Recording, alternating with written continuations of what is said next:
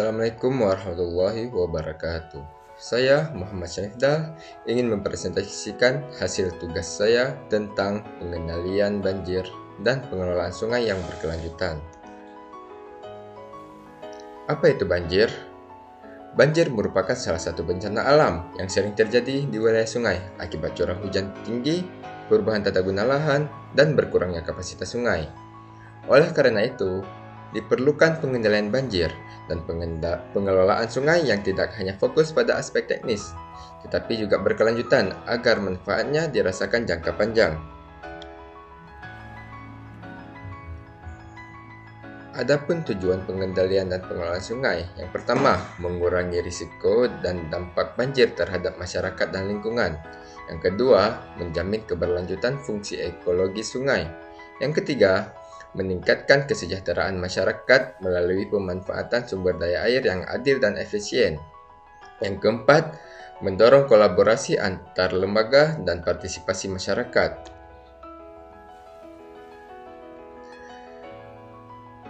Pengendalian banjir mencakup langkah-langkah untuk mengurangi risiko dan dampak banjir terhadap manusia dan lingkungan. Upaya pengendalian banjir dibagi menjadi dua jenis. Yang pertama, upaya struktural, melalui pembangunan fisik seperti bendung dan waduk, tanggul dan tangga air, kanal pengendali banjir, normalisasi atau pelebaran sungai. Upaya kedua ada upaya non-struktural. Yang pertama ada pengaturan tata ruang wilayah sungai, sistem peringatan dini banjir, edukasi dan peningkatan kesadaran masyarakat, rehabilitasi hutan dan daerah resapan air. Pengelolaan sungai yang berkelanjutan bertujuan menjaga keseimbangan antar fungsi ekologis, sosial, dan ekonomi dari ekosistem sungai. Prinsip utamanya mencakup konservasi sumber daya air dan ekosistem sungai, pemanfaatan air secara efisien dan adil, partisipasi masyarakat dalam pengelolaan das atau daerah aliran sungai, pemantauan kualitas air dan pengendalian pencemaran.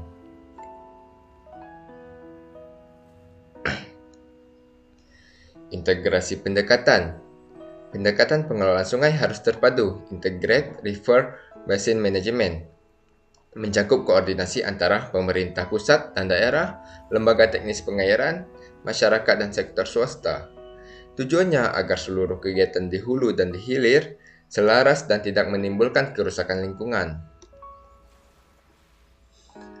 Adapun studi kasusnya, contoh pengendalian banjir di Sungai Ciliwung, Jakarta. Masalahnya, penyempitan sungai, sedimentasi tinggi, dan tata ruang tidak terkendali. Nah, solusi yang dapat kita lakukan, menormalisasi dan naturalisasi sungai, pembangunan waduk Ciawi dan Sukamahi, serta edukasi masyarakat. Hasilnya, pengurangan debit banjir dan peningkatan fungsi ekologi sungai di wilayah Jakarta.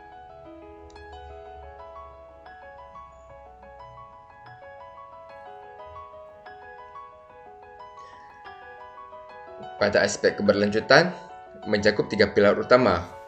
Yang pertama, ekologis, menjaga kualitas air, vegetasi riparian, dan keanekaragaman hayati. Sosial, meningkatkan kesadaran dan partisipasi masyarakat. Yang ketiga, ada ekonomi, efisiensi biaya dan pemanfaatan sumber daya air untuk kesejahteraan jangka panjang. Nah, kesimpulan yang dapat kita ambil, pengendalian banjir dan pengelolaan sungai yang berkelanjutan memerlukan sinergi antara teknologi, kebijakan, dan kesadaran masyarakat.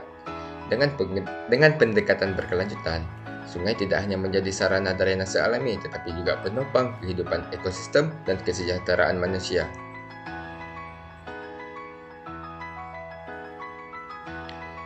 Sekian presentasi dari saya. Bila ada kesalahan, saya mohon maaf. Saya akhiri. Wabillahi taufiq wal hidayah. Assalamualaikum warahmatullahi wabarakatuh.